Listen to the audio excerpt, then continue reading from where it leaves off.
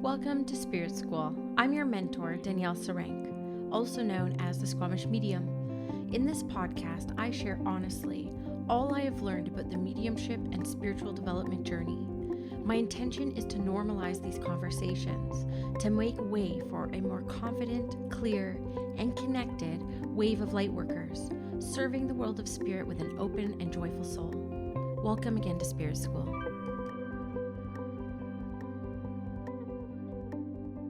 Hello everyone, welcome back to Spirit School. I'm happy to be here for another episode. Today we will be talking about friendships and friendships that change through the spiritual path. This was a requested episode and resource from my membership, the Spirit School Collective. We have a chat room, and in the chat, just last week actually, somebody posted this comment and they said, I feel pretty lonely on this path these days. Most of my friends don't understand me, it seems, and lots of my previous friendships are changing, and I even had one ghost me. I feel amazing when I'm in my work, but my human self feels quite lonely in the day in and day out, and I'm super lucky to have a supportive partner. What's your experiences? And this really started a beautiful conversation of like resonance with people who were like, yeah, I definitely can feel lonely on this path. I too had friendship shift and evolve once I started spiritually developing. And so that's what this topic with this podcast episode is going to be about. And so I have some notes here because I've been thinking about this. This is actually my second time recording this podcast episode because I recorded it yesterday, and then last night I had all these different thoughts come to me, which any podcaster knows. That's so common. When you finish hitting record and you hit publish, you think about all the different things that you would say or say differently. And luckily with podcasting, it's not a one and done. You get chances to talk about things over and over and over again. So this is my re-recording of this episode. And yes, okay, so let's get started. One, I want to just say, I know exactly how you feel. I know I have mentioned this through many of the initiation rounds, how this path can feel a little bit lonely because you are on a spiritual quest, you're on a spiritual journey, and that is a very individual journey. Even though the collective is impacted, it's our soul, it's our spirit. It's like we have a mission here to unfold before us, and that mission is ours and ours alone. And I think when we start to develop, we really lean into a sense of purpose. And, let me just reiterate, my definition of purpose has nothing to do with your career, has everything to do with being of service and being helpful. So some people are on purpose through their volunteer work or their activism. Some people are on purpose through their careers like me, because I turned my purpose, which is how I am of service to humanity in the world, through my career. And that is terribly uncommon, but that's my definition of purpose. And sometimes when we feel a purpose and we feel connected to our purpose and other people don't consider things like that, it can feel like we are misunderstood because we are living for something, I don't want to say bigger or better because it's not a hierarchical thing, but like we feel on purpose. And that purpose is a huge driving motivator. So just saying that I have made comments in the past through my teachings, just saying like, it can be a little bit of a lonely path. That's how come Spirit School. In fact, through the initiation program that I ran 10 times, through the Spirit School Collective has community at the core of everything. My mastermind, my retreats, my weekend workshops here at Spirit School, like everything has community at the core of its function, because I know how lonely this can feel on this path. And I know how being in community with like-minded people can be very supportive on the path. Now, it doesn't necessarily take away from that loneliness, but at least you have people walking alongside you who are having similar experiences, even though their experiences will be so unique to them. It's nice to have like a reciprocal exchange with a group of people to just like trade war stories and like share experiences and be validated and, really have that sympathetic resonance, which we'll talk about as part of this conversation as well. But as always, before I move into, my personal philosophy around this topic, of course, I'm going to share my lived experiences first with this topic. And so it's just important to know, first and foremost, that, and this was actually a question that came up, and I asked people in the community, what do you want to learn from me? And one of the people said, like, I want to know where your Chiron is and how that impacts you. And I find that to be funny that we'll be hitting two birds with this one podcast episode. But yeah, so I have Chiron, which is the wounded healer. It's not a planet, it's an asteroid, I suppose. But Chiron is my 7th house of one-on-one relationships. And it's in Taurus. And it's at about 27 degrees, I believe. So to say, I loved there's an astrologer in Spirit School, Chloe. Let me just actually pause to get her Instagram handle to give her credit.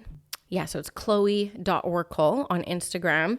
I just want to give her credit for this because she really changed my perspective on this placement, because up until a couple months ago when I had an astrology reading with her, I always saw my Chiron placement in the 7th house of one-on-one relationships as the reason why I really struggled in friendships, and I do struggle in friendships.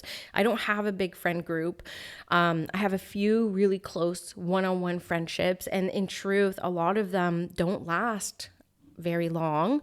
And I've always attributed my 7th house and Chiron to that reason. And I kind of got used to just like, being close with somebody for a little while, and then that changes and evolves and moves for whatever reason. And that really has been my entire life. Even growing up as a kid, I would usually have 1 or 2 really, really good friends. And that is it. I have never been part of like a larger friend group. I've never been part of a club of any kind. It's really just been, a couple really close friends. And to be honest, a lot of my one-on-one relationships and friendships have ended in really what I think is like traumatic fashion, to be honest with you. It's always been like a really dramatic ending. And I remember my closest friend, who is in my will and actually like the godmother to my children, just one day out of nowhere, just, sent me an email saying, I feel like we're too far apart. I don't want to be friends anymore. Please don't reach out to me. Like literally out of nowhere to me. And I never got any closure on this friendship. And I couldn't believe the grief I felt, the grief. And that grief still persists today. I love my friendships. I put so much into my friendships. I really do care about the people who come into my world, maybe so much. And that's how come, this friendship loss that I had back in 2016, it was worse than my first divorce. The sadness, the grief, the unresolved, I still don't know to this day what I could have said or done, or what I didn't say and didn't do that would have made this person who I was close with for a long time not want to be my friend anymore. Now, yesterday, as I was thinking about this, I did have a thought, because around 2016, I was really into my mediumship. Every spare moment I had outside of, being pregnant and raising a toddler, and then having my marriage, and like living in Squamish and working for, Indigenous communities with like health and wellness, every spare moment outside of all of that was spent in spiritual development and mediumship development. So it very well could have been that I just didn't have the time or the energy or the capacity to really put into the friendship what they were able to put. But having kids really kind of changes you too. So just wanting to give a bit of an example. And like my first mentor, me, we crashed and burned in fantastic fashion. And it just seems to be the thing. So I do have a harder time letting people get really close to me. And I am very, very picky and conscious about who I invest a lot of time in. And it just is because of my past experiences. My best friend growing up, we spent like 20 years together, and then went through an experience where she dated my brother and like treated him horribly. And then like our friendship really fell apart.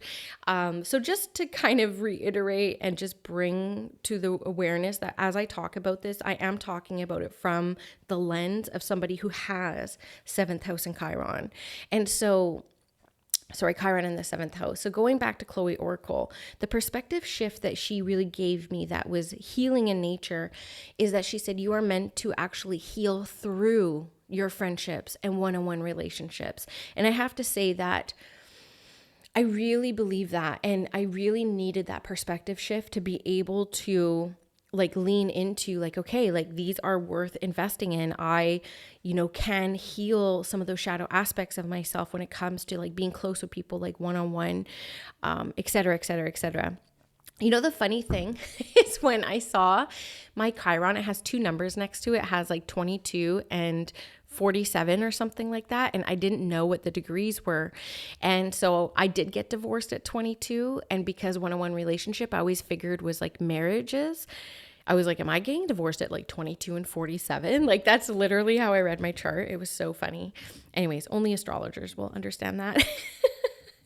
So as I started spiritually developing, I absolutely had it where some friends chose not to continue on the journey with me, as I had just discussed.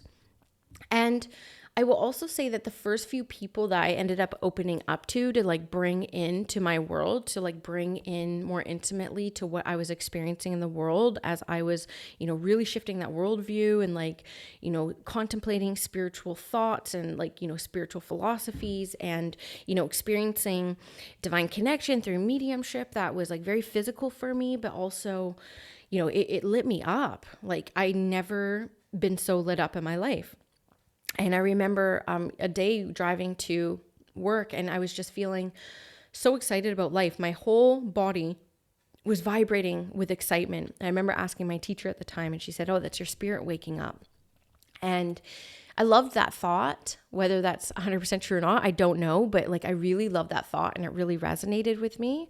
And so I was very committed to my spiritual development path, and it didn't, between that and the kids and my marriage, it didn't leave a whole lot of space open for some of those more intimate friendships. And I think a lot of people probably gave up on me too. But the first people that I did bring into my new world and the newness of what I was experiencing, they were not positive experiences for me, to be honest with you. The first one being my husband, which I talked about in depth in the last episode. The second one being my closest friend at the time, who, when I opened up to them after about 2 years of being on the development path and really starting to feel confident in my spiritual connection, I was met with an exchange of storytelling where they shared how they escaped a cult when they were younger. And I was getting the subtlety that they were kind of alluding, like, I think you've joined a cult. That's how I took it. So I ended up not opening up again to that person and just choosing not to talk about my work. And in truth, still to this day, been friends for 11 years now. We never talk about my work at all. And so I took that to heart really early on. And then the third one was my boss at the time, who I'm still good friends with to this day.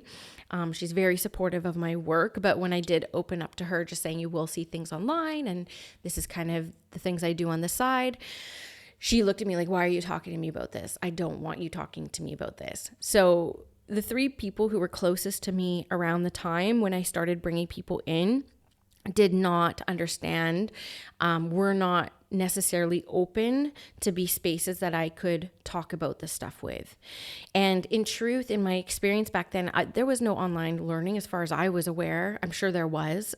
I'm not that ignorant, but I had no idea that there was online communities or online forums or online learning when it came to mediumship. I drove 300 kilometers, every 1 weekend a month just to go sit in a circle and develop alongside these people. And we didn't actually have, nor were we encouraged to keep contact outside of our development circle. So it was essentially for me, for the first 3.5 years, the only time I really got to share with others about my spiritual experiences and, have those kind of reciprocal exchanges was those 5 hours a month that I sat in circle with people. And I still keep in touch with some of them, but we never were close friends. So this was pretty early on. There was a switch that happened to me, and this was a very pivotal moment for me, in fact, where I was still doing practice readings, and I had this experience where I was meditating before I was going to do this practice reading that my mentor had set me up with somebody who lived in Squamish, who was, really well known. I was a little bit intimidated because they were pretty famous, and I was very nervous about this session, even though it was free and it was practice and it was set up by my mentor. But I sat on the end of my bed before going to her house, and as soon as I closed my eyes, there was this pulsating on my crown, and the pulsating was so physical that I was actually bobbing my head. It was really physical, very apparent. I let it happen for more than 5 minutes and it didn't stop. This pulsating and this like almost pounding on the top of my head. Again, very physical. To be truthful, I know this will not surprise a lot of my longtime listeners, but the first thing I thought about was alien abduction. Like, am I being abducted by aliens right now for real? Like, is that what's happening? And I didn't know what happened, but I pulled myself out of it because it started getting a little bit uncomfortable. And so I went to go do this reading after that meditation. I always like to sit a little bit before my sessions, not right before my sessions, but a few hours before. And, I went to this lady's house and it was just the first reading I'd ever had where everything was so clear and things were coming through that I've never pulled through before. And she was completely wowed. And because I was doing so well, she just had me keep going. And so I went for like 90 minutes, which I had never done. It was like hugely stretching my spiritual capacity. And, she gave me $50 at the end and I rejected that money right away. I was like, this is too much money. Like, you can't pay me. She's like, this is what I want to pay you. Thank you for receiving it. And she was essentially the first person who ever gave me any kind of money for a session. It was kind of mind blowing for me. And when I left that place, I got really sick. I went straight to McDonald's because the first thing I craved was a lot of dense, greasy food for some reason. And I thought that would make me feel better, but I didn't. So I went and laid in bed and I got sick and I called into sick the next day at work because I felt like I had a fever or a flu. This like massive headache and no energy and just hot sweats, but my stomach was fine. It was interesting experience. And after a couple of days at home, I was like, I have to go to work. Like, I'm not sick enough to like continue staying at home. And then, so I went into work and it just so happened that day we were meeting with our elder to talk about an event that we were planning for elders. And I just happened to be alone with him at some point. And this was about 3 or so years into my development journey. And I said to him, I don't know if you're open to hearing this because no one really wants to hear about this, but I do kind of what you do because our elder always talked about opening up his energy to let the ancestors speak through him. So I said, I do kind of what you do, but a little bit differently and for different reasons. And I was trying to explain mediumship. And of course, he talked about it in a spirit talking framework. And I said, but I did a reading and I feel really sick and I can't feel better. And he actually did not even blink. He acted like it was the most normal thing in the entire world, which was the first time I'd ever experienced that in the wild. And he essentially said, come with me. And he took me down to the river and he taught me teachings about cedar. And it was a really powerful experience for me. And it made me realize how open our culture was to spirit talking and to mediumship, because when I was working there, because they really took a chance on me based off of my experiences, I really relied on a solid reputation to be respected in the organization because I didn't have the education that everyone else had. And so I was very scared to open up spiritually because of like unfair judgments or potentially like sabotaging my career. And the truth is, up until a year before I left my work, I never thought I would leave. I thought I would literally retire there. And that's the lens I had on it. So that was the first positive experience I had opening up and letting people into my world. And the second one was also with a colleague who did my hair on the side. And I'd been getting my hair done by her for a long time. And I went to her house one day and out of nowhere, I just said, I'm doing this class where I'm sitting in a development circle to like open up spiritually. And then she just started going off on all these spiritual experiences that she had had. And we had one of the most engaging conversations we had had in our 3 years of friendship. And I remember saying to her when I had left, I cannot believe, I feel kind of sad because I feel like we've wasted a lot of time with each other. Like, this is the stuff we could have talked about all these years, but I was too scared to like bring it up. And obviously she didn't think about bringing it up. And this person ended up being in my first development circle when I started hosting them 2 years later in my house. And she was in my circle for a long time and, still a friend here today. And so The other thing I want to bring in around this loneliness, and that I feel it's a bit spiritual from like more of like a personal lived experience, is around spiritual melancholy.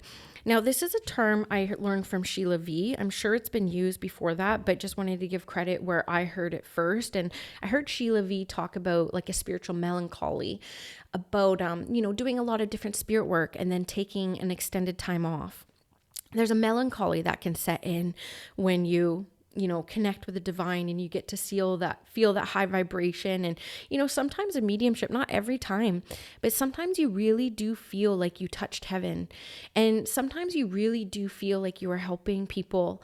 And there's not a better feeling than that I have experienced. That's come when you're on purpose, right? And when you are not doing that work for an extended amount of time, there's a melancholy that can set in.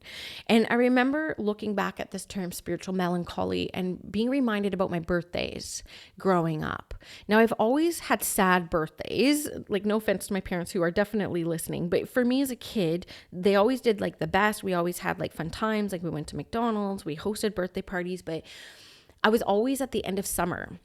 August 26th, right? And so we don't go back to school until after Labor Day in Canada. So, first week of September kind of thing. I know in the States you guys go back mid-August.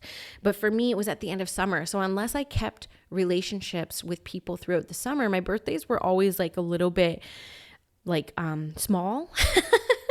Like I didn't feel like all my school friends were there because you don't keep in touch with everybody throughout the summer, right? And so even growing up as an adult, it's almost comical and something that you can like almost prepare for and like plan around, that something dramatic will happen on my birthday. Like I don't want to run you through and bore you through it, but it's kind of a joke in the family that something will always happen on my birthday that just makes me want to like stay inside and like hide under the covers. So there's always been a melancholy because there has been, I don't want to knock on wood here, but like bad luck on my birthdays. But when I started, having good birthdays and life started to kind of like normalize and be a lot less dramatic than my first half of life was very dramatic. Second half is definitely a lot more chill, which I love. I started to realize that there was a bit of a spiritual melancholy on my birthdays. And I realized that there was a little bit of a homesickness that I felt on birthdays. And so I started honoring that homesickness and using my birthdays as a way to connect deeper with the other side and the spirit world and, versions of myself that live on the other side. And, it's not easy, this life. And yeah, so I think that this like spiritual melancholy and that homesickness that I felt on my birthdays is more in alignment with, I think, the loneliness that we can feel when we're on the spiritual path and we feel terribly alone. Right? We know that disconnection is a form of suffering. And when we are dipping into true spiritual connection to our own spirit, to our own soul, to our own higher self, to the world of spirit, to the world of angels and spirit guides and ancestors and inspirers. And I think when we have all these connections, it can feel a little bit more isolating when we are on our own. And I think too, when we spiritually evolve and we, spiritually develop, we may start to experience some of that spiritual melancholy as well. I know a lot of people who open up spiritually start to wonder, why did I choose to come here? Well, why would I choose this for myself? Et cetera, et cetera, et cetera.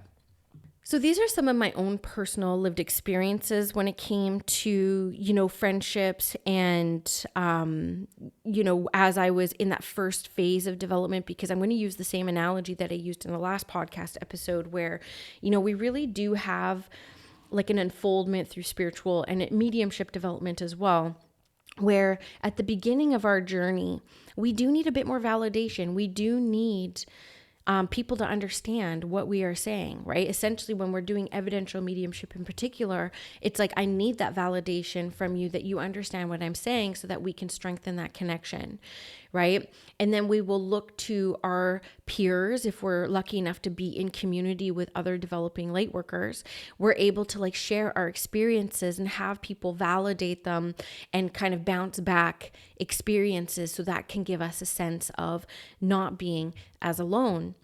So in that first phase of coming into our spiritual maturity and our spiritual self-esteem, we will require a little bit more validation than when we didn't. Now we go through more phases where we will, have spiritual friends, and we'll find our peers, and we'll have great experiences and maybe some not great experiences with them. And then you kind of decide if you want to be friends with peers who are doing the exact same thing as you. And then you go into a point eventually where you are, spiritually confident. You have your spiritual self-esteem. It's always going to fluctuate and waver and ebb and flow. But for the most part, you have a practice to bring you back to that sovereignty, to that place of self-empowerment. And you don't need things in the outside world to validate you or bring that back. And it's usually around this time that you may find that you actually start looking for people outside of the spiritual space to connect with. People who are business owners. I love working with other entrepreneurs that have nothing to do with spirituality because we can connect on entrepreneurship. I still love my race car family and the people who I connected with in like the 20 years I was in motorsports. And so, we do definitely want to have a variety of friends, and we really look for that as we are, really centered in our practices, and our practices may become the majority of our life, that we're looking for something outside of this to connect in with. Now, I will say in that first phase, which is what I'm going to spend the most time on, because I do assume that most of the Spirit School listeners are going to be in that first or second, and some of you definitely that third kind of phase. And one day I'll do a whole episode on my philosophy around the phases. Again, these are not like set in stone phases that everyone goes through. But one of the reasons, there's two main reasons I want to talk about first when it comes to why some friendships might shift and evolve as you are starting to spiritually develop, right? And the first one is around sympathetic resonance. And this was a huge teaching in my retreat last year. And, I've mentioned this before, but there's actually a study that they did in a room full of violins where, they were trying to prove the sympathetic resonance by plucking a string on one of the violins. And then all the other violins, the exact same string on them was also vibrating. Right? So we have to think about this from a vibrational place. As we are shifting our vibration, I don't like using language like raising or lowering because it makes us feel like we're like better than others or we're further along than others. I don't like thinking of it like that. But we do start vibrating at a different frequency. And because of, the divine law of sympathetic resonance, it could be us or it could be them, but we just fall out of resonance with one another. So it's just a simple matter of vibrational resonance. So that's something to be considered. I also think worldview shifts, right? When you start spiritually evolving, you start learning about the world of energy, the language of spirit, connection with guides and angels, some of these bigger life questions, that can change your worldview drastically. And when your worldview changes, I know from what I experienced is I spent a lot of time in my mind. I spent a lot of time contemplating and thinking and reading and researching and processing and pondering. And a lot of that could be very isolating. And I really do enjoy that lifestyle. I remember when COVID happened and everyone was quarantining, and there was a meme that said, turns out my lifestyle is called quarantine. I was like, so right, man. I'm just like, that was one of my favorite parts about spiritually evolving, to be honest. I went from being like an athlete, which was probably better for me overall, to being like somebody who just wanted to contemplate spiritual topics. And so with all that contemplation, with all that consideration and, pondering, your worldview really shifts. And as you are contemplating a lot of these things in your inner world, we aren't quite well versed. We don't necessarily have the language or the flow to describe this in the outer world. And so there could be a lot of miscommunication or, not in a negative way, but it's like, I'm not communicating this very well. And, because you aren't communicating it really clearly, other people may not be picking up what you're putting down as well. But let's face it, one thing that we saw through the pandemic was, as people started getting a lot more vocal about their worldview and their opinions, is how like worldview and being in community with people who share a similar worldview can be supportive, right? And that is something that is worth noting as we are talking about why some friendships may change as you are expanding your worldview. Like, really. And, when I first started developing my mediumship, I also was a new mom. So there could not be a more drastic worldview shift. Like, my friendships all changed just because even I became a mom. And I never had mom friends. None of my friends had kids. I was the first one in my entire friend group to have a kid. Katie Jane was the first baby I really held. I didn't have anyone trailblazing for me what it looks and sounds and feels like to be a mom day in and day out. And so that was shifting and changing. And then all of a sudden, 3 months later, I find out I'm a medium and I'm developing and I connected with the spirit. And I mean, it couldn't be a more earth-shattering experience for me, those two things happening at once. And in truth, by the time I was done my maternity leave, I don't think I had any of the same friends, any. And I had collected a little group of mom friends. I had collected just a couple friends. I was actually more close with my mentor at the time. She was kind of like my spiritual friend, but there was definitely like a power imbalance, and it definitely was a tricky relationship to navigate for both of us. And, but that worldview piece is definitely worth talking about on why it might feel a little bit lonely as well, which is how come it is important to be in community with people. Now, we also want to talk about capacity. Capacity is something I want to teach on so badly, like from the perspective of being a mom, from the perspective of being a spiritual light worker. There's so much to be said about capacity, but because capacity becomes a real thing when we are not only developing, but also serving, and also doing our regular human stuff, our capacity shifts and changes. So we may not have as much space for the time and, to invest in the friendships that we had because we don't have the energy. Sometimes we don't have the time. And so then boundaries become really important, and you have to become more boundaried with your energy. I used to be someone who, one, volunteered everywhere. I was on many boards of directors. I still volunteer at the food bank every single week. Volunteering is very important to me, as is advocacy work, right? And I do that kind of like on the side in my own name, under my own, more of my human. But I had to let go of almost everything other than my food bank work because I didn't have the capacity to do what I used to do.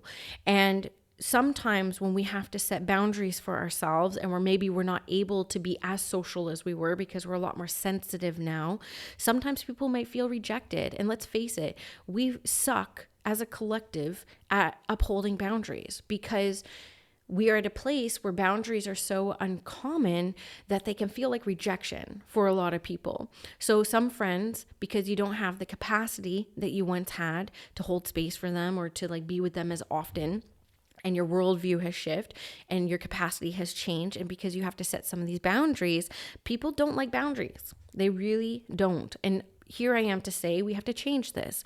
We have to become more boundaried and more consistently boundaried because it's about capacity now. It's about energy preservation and building.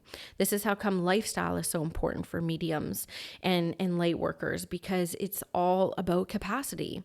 And so there are times where you may find that your friendship group gets a little bit smaller because you may not have the capacity to be in community with all those people, especially who do not share a worldview and are no longer at a sympathetic resonance. And again, I hate the thought. I had somebody recently, I decided just like, I don't know, I don't want to say any kind of details, but it's like this language of like, I've outgrown you. I really don't like that because there's like a superiority that kind of comes with that. I just want to look at this like purely from energy. We're just not vibing at the same energy. And that is simply it. So when I talk about capacity as well, like something I used to be able to do, I of course volunteered a lot and all that fun stuff. But in my old corporate job, if you can't tell, I'm a chatterbox, right? But I was the one that people would put at like a booth at an event, and I would sit there and just like talk for like 5 days straight, 8 hours a day. And I would leave that space completely energized. That's what lit me up. I did an open house here at Spirit School June 1st of last year. And in 4 hours, I had to take like 3 days off after.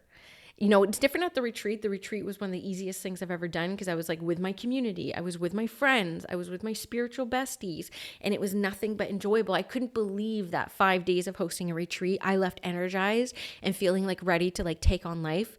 But small talk and like, being with people who like I don't really know and like don't really know me, they're just kind of getting to know me. I couldn't believe how depleting and draining that was. And I've never done it since. And my business has definitely not been great because of that, but I have to honor my capacity. I was like, either like I have to continue to increase my capacity, which of course I'm doing like the best I can, but I actually don't have a lot of capacity now for these kind of like super small talk networking type of events. Though once in a while I will do them, and sometimes I really do find them energizing. I think at my open house, it was a unique experience because I just spent 6 months building this place out, and it was a lot of like my humanity, and my capacity was so low. And so because my capacity was so low, I was not able to make the connections I wanted to make, and it completely depleted and drained me. So it's very important as you are out there navigating the world to start taking stock of the people who you're choosing to spend time with. Are people extracting from you? Are people like depleting your energy? And I'm not calling them energy vampires because they're not intentional. It's just through the sympathetic resonance, some energy will support that, will fill that up, will expand that, and then other energies will deplete that and extract from that and take from that. And I have had incredible people in my life who I had to kind of make hard decisions around, and they were kind and they were nice and they weren't trying to be draining on me, but for some reason, just because of our energies, it was depleting for me and I had to distance myself. And these sometimes are conscious choices you have to make depending on what you prioritize in life. And to be honest, maybe it's my Capricorn South Node, but I do prioritize my life's work and my family. And those are my two big priorities. It's like Spirit School Squamish Medium and the babies and my husband, not in that order, of course, because I'm in my work mode right now. That's going to come first. So there's a lot of reasons why there could be this loneliness. So the other thing I just want to say along that vein too is like one thing that used to drain me in corporate. So I'm going to use this from a corporate lens and how come I started to really feel out of alignment in my workplace. And I never did before because I wasn't that spiritually aware and I didn't understand the world of energy. And then as you become more sensitive, guess what? You become more sensitive. And so as my sensitivity started to increase and as, I started expanding my capacity through all the extra things that I was doing, I really found that I had a really low to no tolerance for people who were not interested in healing other than my husband. Okay. My husband does not think he has anything to heal, by the way. Love him for that. But the truth is like I would sit there in like a boardroom and I would see these kind of toxic exchanges play out that I was really blind to before. But because I started to be able to use my clairsentience more than anything else in my mediumship, I was able to really pick up sentiently what was the intention behind some of the exchanges. And it was very depleting for me. And I started to really dread, and I found it really taxing going into an environment where people were not interested in healing. Not only were they not interested in healing, but they had no awareness around the type of healing that they were really being asked to do, especially in positions of leadership. And so that became incredibly taxing for me. And it really did hinder a lot of my spirit work. And so, I did decide to leave one day, but that's something that may come up in some of your friendships is you will be asked to heal a lot. Like that's one of Spirit School slogans is heal that shit, because there is no way you're going to go on to the mediumship development journey and not have to heal a lot of stuff coming up within you. Who am I? Imposter syndrome, enoughness, self-esteem, spiritual self-esteem. I mean, the busy mind, ADHD, like PTSD, CPTSD, all the letters, PMDD, all the different things that will come up, you can't ignore anymore. And so you may not feel like you have capacity or space to be in relation with people who don't have an interest in progressing and healing. And that's your choice. And that's what you get to decide for yourself. A couple other things I just want to talk that may speak to some of the loneliness that you may feel is this is a very unconventional path. I imagine this is how like an astrophysicist or, like what are they called? I want to say astronomer, but it's not, an astronaut, right? I imagine this is like how an astronaut feels, like how many astronauts can, talk to people and be like, oh yeah, being in zero gravity for like days on end, like, like probably a dozen people in the world. So maybe mediumship is not that uncommon. It was definitely very fringe 15, 20 years ago. And now it's definitely mainstream. And so, it's definitely better than it once was, but it still is worth noting that this is a highly unconventional path. And there isn't a whole lot of people to talk about on this. And that was my experience up until I created what I needed, which was the Spirit School Collective. I really didn't have a community of people to plug into about some of the things I was navigating. I relied on Google.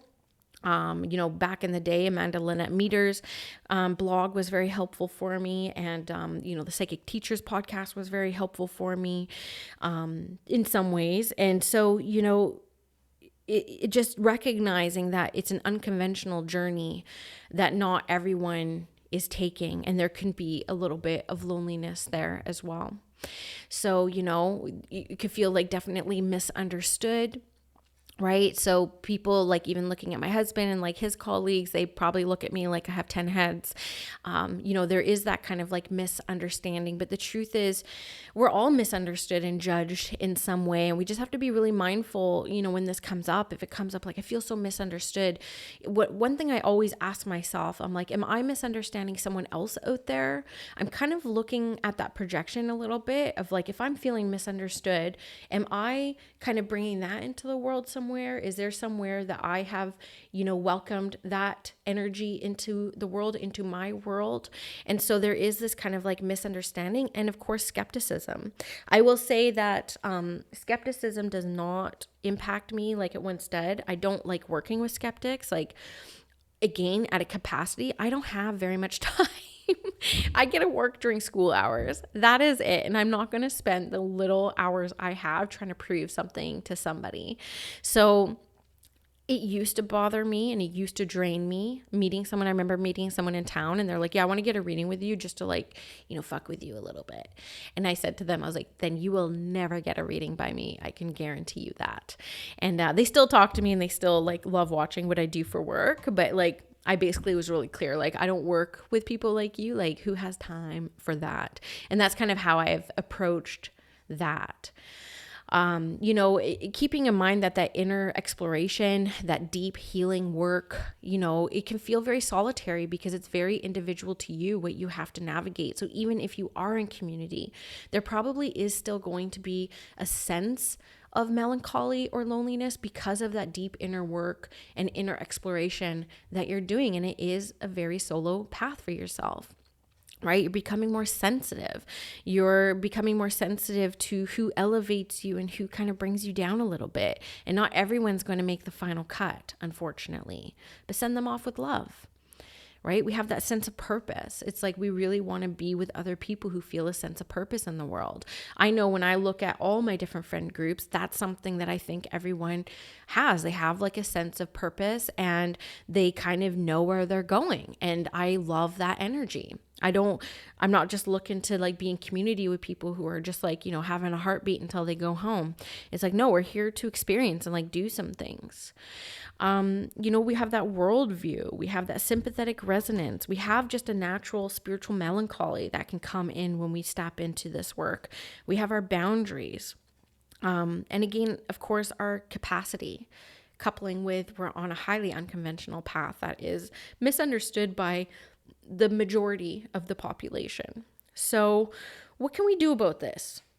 What are some things that you can do? One, be in community, come to the Spirit School Collective if you feel so called. We have a very, I like to think, extremely quality people in this community. I would love to brag about them more, but I just want to honor everyone's privacy, but we have an incredible community there. And then if you don't feel called for that, create what you need. If you want to sit in a circle with a cup of tea with a bunch of women, talk about spiritual things, start a circle, start a tea circle, start a book club, start your own community.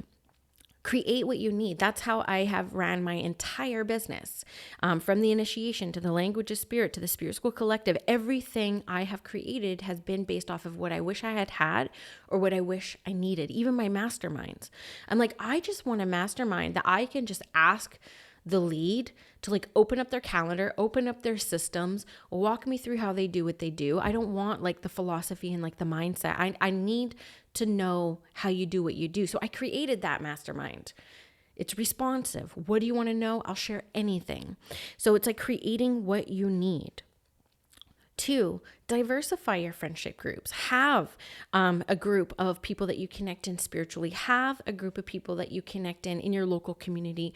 Have a group of people that you connect in with other passions like being in nature or hiking or knitting or reading books or writing. I mean, there's all these different communities that you can be in that can meet a different need for yourself, right?